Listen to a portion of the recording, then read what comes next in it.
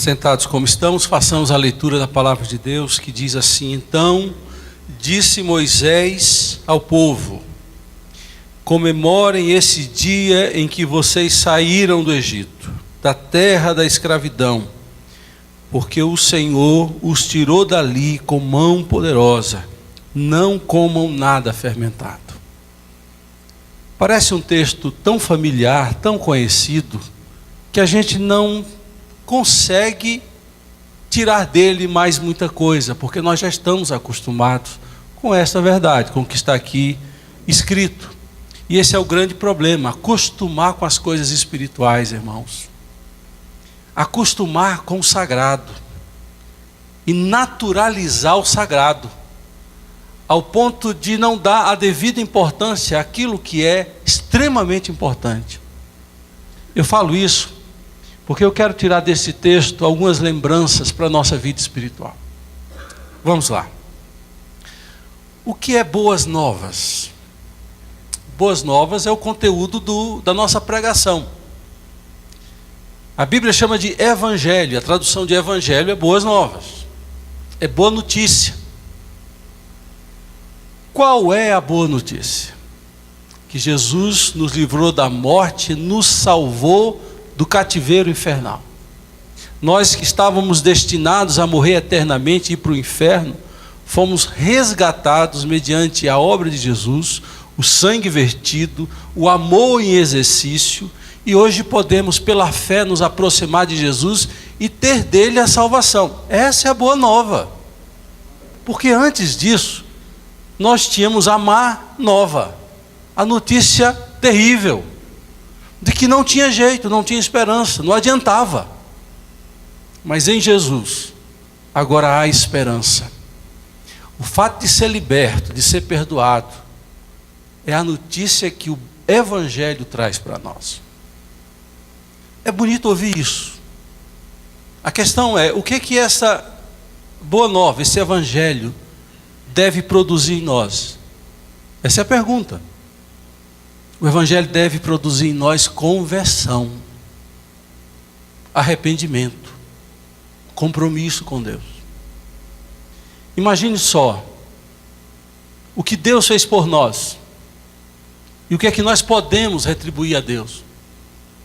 Não há nem comparação nem medida para isso. Quando você entende o seu destino eterno era de morte eterna, e que Ele, de forma providencial, interveio poderosamente, interrompeu a nossa trajetória de inferno e morte, isso deveria fazer pulsar o nosso coração de tal forma que fôssemos gratos até o último suspiro da nossa vida. E mais, que este ato de salvação fosse a razão única e maior para sermos gratos a Deus. Mesmo que eu não viesse a receber mais nada, eu já recebi o mais especial, que foi a salvação por meio de Jesus Cristo, que é o Filho de Deus, que a si mesmo se entregou por nós para nos ver salvos. Há um paralelo no Velho Testamento, a história dos judeus no Egito. Mostra o que Deus faria com todas as nações, com todos os povos e raças. Se o cativeiro no Egito, quando Israel ficou ali sendo escravo no Egito, impedido por Faraó de ali sair, tendo seus filhos mortos quando as suas mães os pariam, Moisés foi salvo milagrosamente, porque a ordem era matar todo varão, como diz na minha terra, todo menino homem que nascesse. Era para ser morto. Era uma vida de escravidão. E Deus libertou o povo da escravidão mediante Moisés. Mas só eram os israelitas. Hoje em Jesus, todos podem sair da escravidão por meio de Jesus Cristo, o nosso Salvador, o nosso libertador. Eu sei que a maioria sabe dessa história. A questão não é saber dessa história. A questão é saber o impacto que isso causa dentro de nós. Porque eu posso saber disso e ficar indiferente, viver uma vida sem relevância. Ora, você foi tirado da escravidão e da morte para viver como um moribundo nesse mundo? sem fazer diferença, sem ser relevante, ou viver uma vida pensando só em você mesmo? A conversão é o resultado que esta mensagem deve produzir em nós. Zaqueu, ao ouvir o amor de Deus, Jesus se propondo a estar com ele na casa dele, a ter um relacionamento de amizade com ele, desce depressa, com alegria o recebe e naquele exato momento toma atitudes de mudança de vida, porque o Evangelho não deve ser apenas música suave aos nossos ouvidos. A boa nova requer de nós uma atitude transformadora no nosso coração e nas nossas ações. É isso que nós chamamos de conversão. Conversão é amor a Deus, é afastamento de uma vida de escravidão do pecado. Conversão verdadeira é integração no projeto de Deus de salvar o homem na terra. É uma doação total, uma entrega total. Isso é conversão. E vem em decorrência de ser confrontado pela mensagem de amor que o Evangelho nos traz. E Moisés fala ao povo que está saindo da escravidão. Ele diz então, disse Moisés ao povo: comemorem este dia. Não só na Santa Ceia, queridos. O que falta para nós que dizemos ser crentes é comemorar esse dia. Todos os dias. Se a gente parar para pensar todos os dias do milagre do qual fui alvo, do tamanho do amor de Deus, e mais ainda, do meu imerecimento, o nosso coração se encheria de alegria, de gratidão. Quando a gente não pensa nisso, a gente se torna crentes ingratos, reclamões, com os olhos fixos no futuro, porque querem bênçãos que estão por vir, e desprezam as bênçãos recebidas, e a maior delas é a salvação. A salvação, a alegria da salvação, o primeiro amor, como o Velho Testamento, Jesus fala na carta às 7 igrejas, e também Davi no Salmo 51, quando ele diz: restitui-me a alegria da salvação. A oração da igreja arrependida é: Senhor, que eu possa voltar ao primeiro amor, aquele momento em que a palavra do Evangelho foi tão impactante na minha vida, que eu sou grato e vivo pela lembrança desse efeito extraordinário na minha vida. Eu tenho uma dinâmica, e eu já disse isso, vou repetir. Eu, quando faço as minhas orações, eu faço um levantamento da minha vida inteira, toda. Eu sei onde eu nasci, eu sei o meio que eu fui criado, eu sei das possibilidades humanas que eu tive, e eu sei que se Deus não tivesse entrado na minha história, eu não estaria aqui. Eu não estaria aqui. Se Deus não tivesse agido com misericórdia e graça na minha vida, eu não estaria aqui. Eu não sei nem se eu estaria vivo.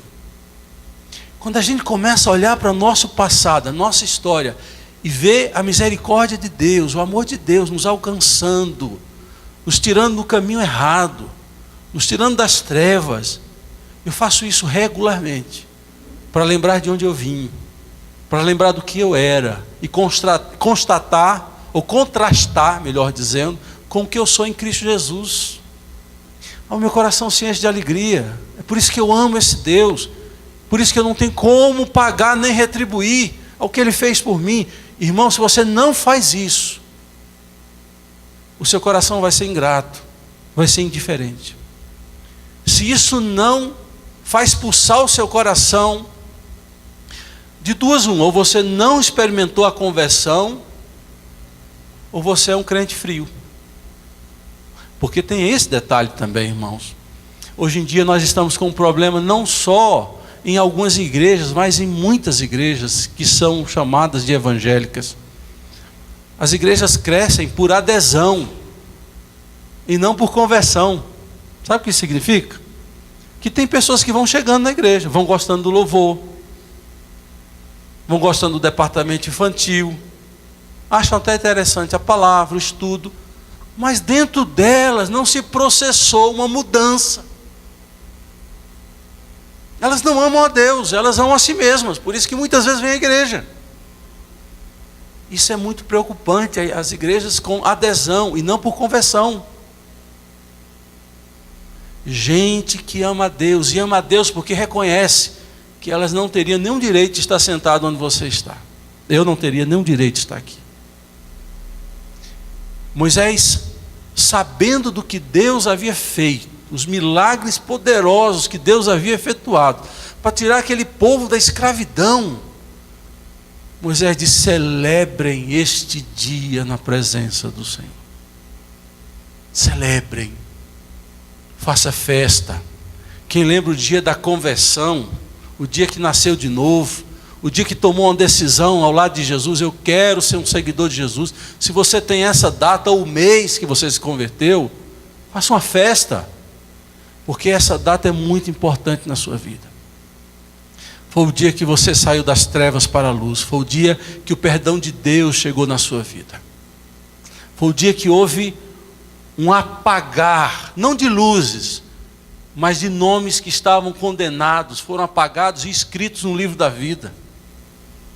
Meus irmãos, se isso não impacta o seu coração, se isso não te emociona, você precisa conhecer Jesus como seu Salvador. Porque esta é a mensagem do Evangelho. E essa é a mensagem que transforma os nossos corações. Portanto, a salvação é um marco na nossa história, que divide a nossa história, como a história também é dividida, antes e depois de Cristo. Se na nossa história não há um divisor antes e depois de Cristo, nós não experimentamos a salvação e nem a conversão. É uma linha divisória. E nós só vivemos olhando o presente, olhando o futuro, se temos o nosso passado. Essa âncora de que um dia eu me arrependi dos meus pecados, por fé, me aproximei de Jesus e com amor ando com Ele, com dedicação sirvo a Ele. Se isso está na nossa história, nós estamos no bom caminho. Se não, nós precisamos repensar a nossa trajetória. A conversão é um marco para os 3 tempos: passado, quando um dia eu me acheguei a Ele; presente, o meu hoje, eu lembro do que Ele fez na minha vida, e isso me serve como alimento, como motivação; e futuro. Futuro, porque tem um futuro celestial e tem um futuro terreno. O plano dele na minha vida. Moisés fala com convicção: comemorem este dia em que vocês saíram do Egito. Por que devemos comemorar esse dia? Eu estava pensando. Porque agora nós somos libertos. Em Cristo Jesus há uma liberdade. E só sabe o que é ser liberto quem um dia foi escravo. Quem um dia foi para a prisão, perdeu o direito de ir e vir. Só sabe a bênção de ter saúde, ser liberto, é quem está dentro de um hospital, em um leito, preso, travado em uma cama. A gente só dá valor quando experimenta o outro lado. E nós experimentamos o outro lado, irmãos. Nós vivíamos em trevas, em cegueira, na escuridão da dúvida, não ter sentido na vida. E Moisés lembra esse povo que eles têm que celebrar, porque eles não são mais escravos, eles são libertos. Nós somos libertos em Cristo Jesus. A Bíblia fala algo muito interessante. Colossenses 1, versículo 13 diz: Ele nos resgatou do domínio das trevas e nos transportou para o reino do seu Filho amado. Esta é a realidade que vivíamos antes. Nós vivíamos presos, agrilhoados, escravizados por um poder espiritual. semelhante ao poder de Faraó. Se você lê a história de Faraó e da escravidão do povo no Egito, você vai lembrar que Faraó, ele não deixava o povo ir, partir, sair da escravidão. E muitas vezes Moisés se apresentou diante de Faraó e dizia o que Deus havia determinado: deixa o meu povo ir. Ele, por um breve momento, abria as portas, mas instantes depois ele mandava fechar as portas e retornar com o povo. Até que um dia o Mar Vermelho se abriu e aquele povo passou, e o exército de Faraó ficou afundado, afogado no Mar Vermelho. Meus irmãos, Ele nos resgatou do domínio das trevas, da prisão espiritual, existencial, e muitas vezes física. Eu ouvi uma história, quero reproduzir para os irmãos, de um senhor muito simples, que certa vez, confrontado por um doutor, que dizia: você acredita mesmo que Jesus transformou água em vinho? Você acredita em história de carochinha? E aquele homem havia vivido muito tempo nas garras do inimigo. E ele disse: doutor, se Jesus transformou água em vinho, eu não vou poder dizer para o senhor. Não sei, não estava lá. Mas uma coisa eu sei, doutor. O dinheiro que eu gastava com prostituição, ele transformou em comida lá em casa. O dinheiro que eu gastava com bebida, ele transformou em leite para o meu filho. E esse homem que antes vivia como boêmio, hoje vive dentro da igreja servindo a Deus.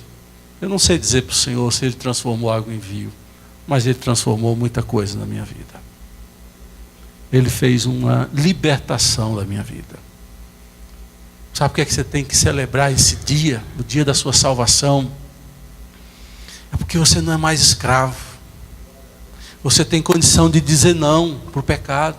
Você tem condição de dizer: eu quero um propósito na minha vida, um sentido na minha vida. Por isso que você está aqui. Você quer mais de Deus. Mas não se engane, não é estando numa igreja que a sua situação resolve. A sua situação resolve quando você se encontra com Jesus, se arrepende diante dele, toma uma decisão de segui-lo e de amá-lo. É aí que a coisa muda. É isso que nós chamamos de conversão, de novo nascimento, de mudança de vida. O apóstolo Paulo sabe dessa escravidão, do poder da escravidão. E ele, no capítulo 26, versículo 18 de Atos, ele vai relembrar o que aconteceu lá no caminho de Damasco, quando ele vinha para Damasco para prender os judeus que haviam crido em Jesus. O judeu era proibido de crer que Jesus era o Messias. E todos que criam eram penalizados. Até hoje, muitos judeus que se convertem ao cristianismo perdem herança e em muitos casos são expulsos de casa. Em muitos casos são expulsos de casa. E Paulo conta a sua experiência de conversão. Atos capítulo 9, conversão do apóstolo Paulo. O dia em que ele mudou o rumo da sua trajetória. O dia em que a luz brilhou nas trevas. E ele vai contando aqui para Agripa, ele diz assim, que Deus falou para ele: te envio para abrir os olhos e os converteres das trevas para a luz. Essa é a primeira missão que Deus dá a Paulo. Ele estava sendo enviado para falar para pessoas que viviam nas trevas e pudessem ter a luz, a direção, ver o mundo claro. E é muito comum quando você encontra alguém que já teve os seus olhos abertos, eles fazerem o seguinte comentário: como é que eu não via isso antes? Como é que meu irmão não vê o que eu vi? Porque não é algo tão simples. Isso aí é um milagre espiritual. É Deus que começa, efetua em nós, e nós apenas respondemos a esse processo. e os nossos olhos se abrem. E ele prossegue que Deus havia enviado para poder tirar do poder de Satanás as pessoas e trazer para Deus, a fim de que recebam um perdão dos pecados e herança entre os que são santificados pela fé em mim. Essa é a palavra de Deus para Paulo, essa é a palavra de Deus para nós. Nós somos chamados não apenas para ser salvos, mas para trazer outros para o caminho de Deus. Porque, irmãos, se Deus nos chamou para ser inoperantes, salvou para ser inoperantes, não foi Deus que nos salvou. Porque Deus nos chamou para ser operantes. A minha salvação não pode se reduzir a sentar num banco de igreja e esperar a hora da minha morte ou a vinda de Cristo. Nós somos chamados para compartilhar o que recebemos. Aquilo que fomos alvos, a salvação, a libertação, Ele quer que possamos levar isso a outros. Há uma experiência que para mim é muito significante. A Bíblia conta a experiência do Gadareno. Gadareno era um homem que tinha uma legião de demônios, diz a Bíblia. Que quando Jesus confronta os demônios que estão naquele homem, ele responde: legião é o meu nome porque somos muitos. E há um processo de libertação. Aquele homem que vivia no sepulcro, se cortando, andando de noite, de dia, sem paz, sem dignidade, ele tem um encontro pessoal, ele tem uma libertação experimentada ali por Jesus, naquele lugar tão hostil, e a vida dele muda, ao ponto dele estar vestido depois que se converte, alguém traz roupa para ele, sentado em perfeito juízo, e quando Jesus faz menção de pegar o barco e ir embora, ele quer entrar no barco. É isso que é a conversão, gente. É não saber mais viver sem Jesus. Isso é conversão. E ele entra no barco: eu vou com o senhor. Não, você não vai não. Não quero ir. Ele diz assim, Jesus fala para ele: volta para os teus. Volta para os teus, para a tua casa. E fala a eles tudo o que eu fiz por vocês. E como eu tive misericórdia de você. Aí você não tem mais a desculpa de dizer que não sabe como evangelizar. Você não tem mais. Por quê? Se alguém chegar para mim e perguntar: por que você é crente? Eu tenho uma resposta posta na ponta da língua. Sabe por quê? Não porque eu sou pastor. Porque eu sei o que Deus fez por mim e como Ele teve misericórdia de mim. Quando você olha para a sua história e tem a história para contar, o que Deus fez por você e como Ele teve misericórdia de você, você evangeliza qualquer um. Não sei muitos textos bíblicos, não precisa, conte sua história e espere que a sua história bata com o que ele está vendo. É isso que é evangelizar. E termina a história dizendo que ele vai para Decápolis. Ele não foi só para a família dele, ele vai em 10 cidades. Decápolis significa 10 cidades que foram criadas ao norte do mar da Galileia. E ali ele prega para várias pessoas a experiência que ele havia passado, que ele havia experimentado. É isso que é celebrar o dia da salvação. É quando a gente não é mais escravo e pode louvar a Deus e servir a Deus por espontaneidade. Por isso que para Deus o que vale é a espontaneidade. Eu sou um pastor que aprendi isso há muito tempo. Eu não sou muito de ficar chamando a atenção: você tem que vir, você tem que fazer. Se você não entende isso, não sou eu que tenho que dizer para você não. Se você não faz algo para Deus espontaneamente, por gratidão por tudo que Ele fez para Ele, que Ele fez por você, eu não vou ser seu tutor para ficar ali, será que você não vai ser grato a Deus? Eu tenho vergonha quando encontro crentes que não são capazes de viver uma vida que expressem a gratidão por tudo que Deus fez na vida dele. Fez e faz. Fez e faz. Porque tem se criado uma mentalidade muito perigosa. Tem muitos crentes que vêm para a igreja pensando que a igreja vive em função deles. A igreja existe em função dos que estão fora dela. Você sabia disso? A gente tem acostumado a pensar que a igreja existe em função da gente. E nós somos chamados a chamar pessoas que estão fora. Trazer para conhecer Jesus. Então, se você só tem vindo à igreja por causa de você, outra coisa está errada na sua vida. Por último, irmãos, por que eu tenho que celebrar esse dia? Por que Moisés fala com esse povo? Vocês têm que celebrar esse dia. Porque um alto preço foi pago.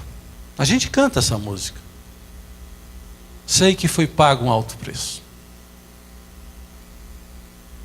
Lembra que no começo eu falei que o grande problema é quando a gente naturaliza o sobrenatural?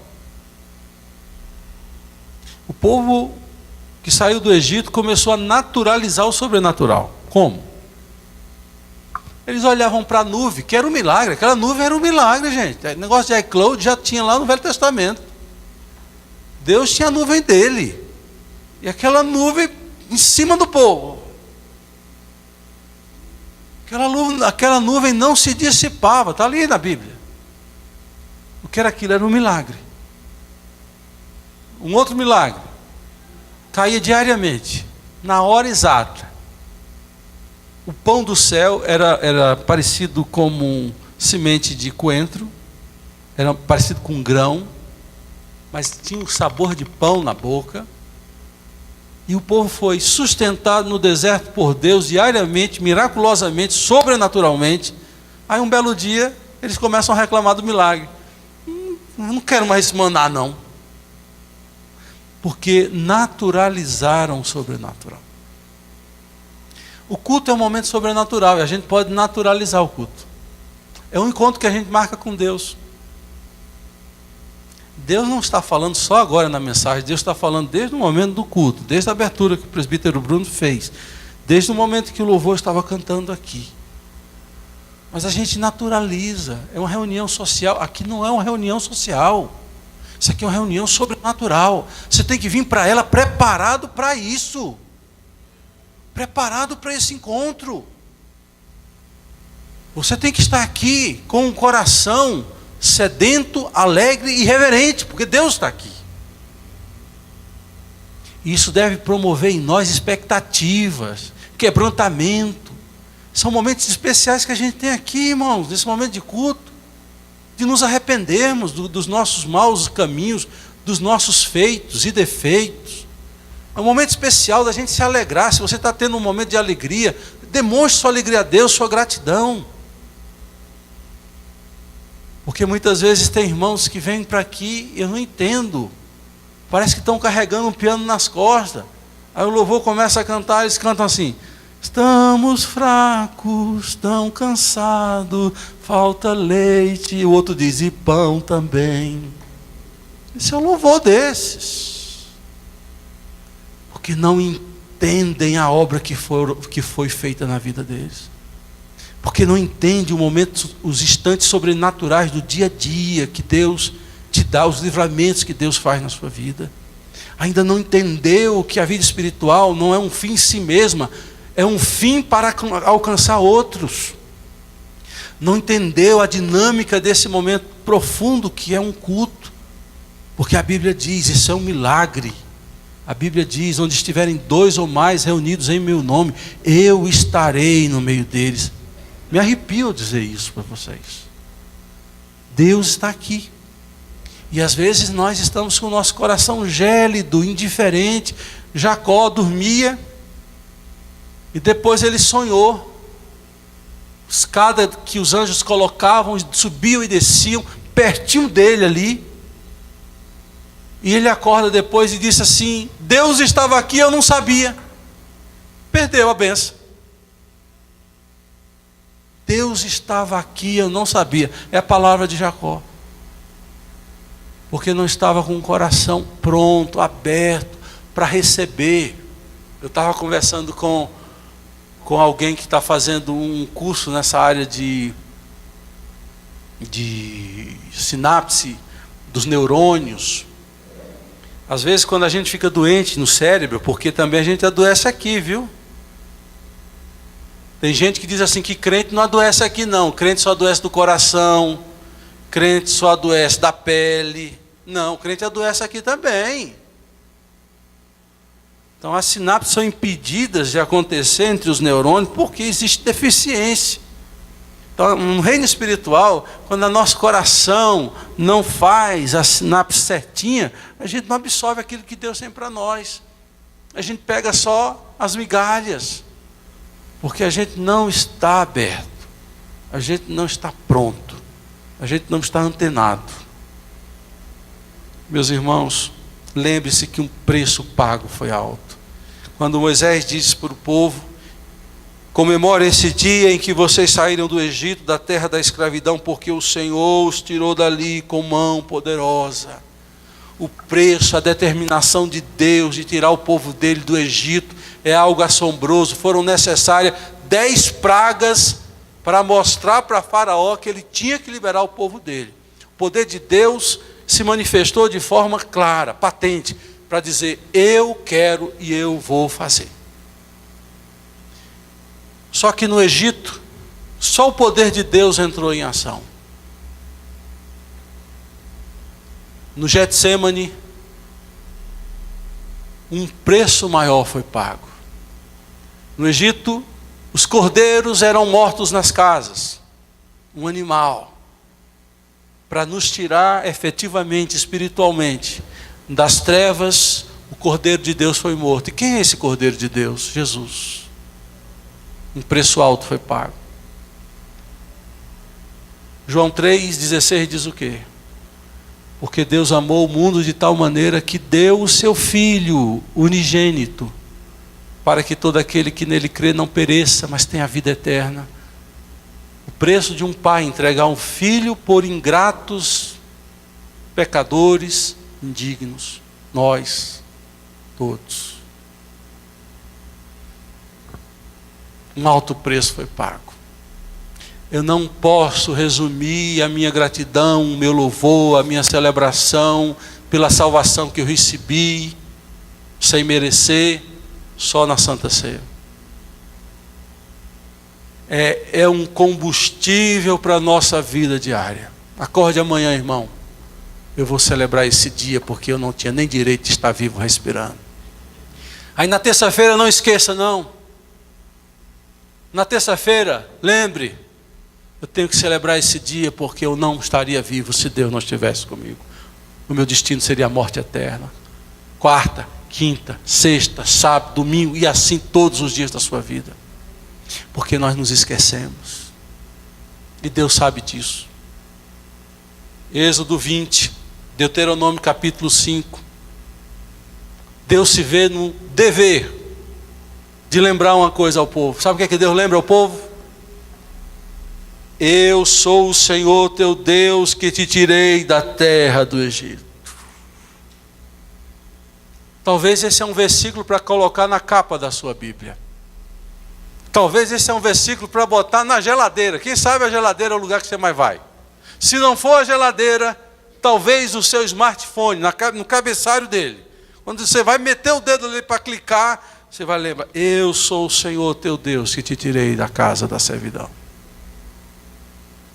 Para você dizer: do Egito escravo fui, do vil faraó, mas agora sou liberto em Cristo Jesus. Meus irmãos, essa palavra na sexta-feira, não esta, a anterior, tocou profundamente meu coração. E eu pessoalmente quero celebrar a salvação que Deus me deu em Cristo Jesus.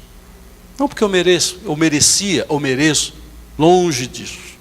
Quando eu respondo aos irmãos como é que eu estou, e eu digo que eu estou melhor que mereço, é a minha concepção de que eu não mereço a salvação de Deus, eu não mereço nada de Deus. E se Ele me der ou dá, é obra da graça dEle.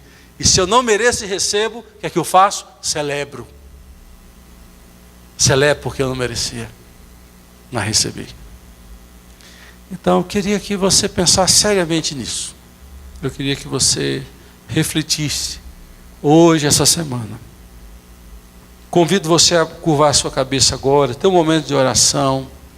Talvez você queira pedir perdão a Deus por estar naturalizando o sobrenatural, por estar com o coração tão frio diante de ter sido alvo de uma salvação tão grande, grande salvação que Deus nos deu. Tire um momento para colocar a sua vida diante de Deus.